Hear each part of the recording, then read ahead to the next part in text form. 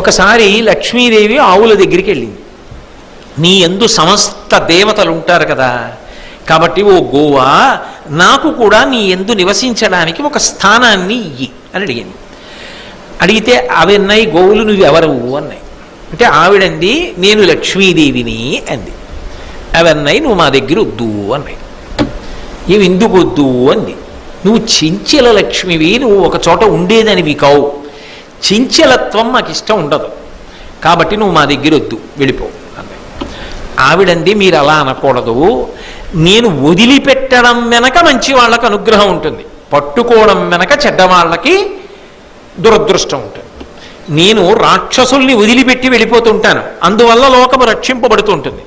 సన్మార్గంలో ఉన్న వాళ్ళ దగ్గరికి వెళ్ళిపోతూ ఉంటాను, అందువల్ల వాళ్ళు వృద్ధిలోకి వస్తుంటారు. అందుకు కదా నా కోసం తపస్సు చేస్తారు, అందుకు కదా నా పేరు లక్ష్మి.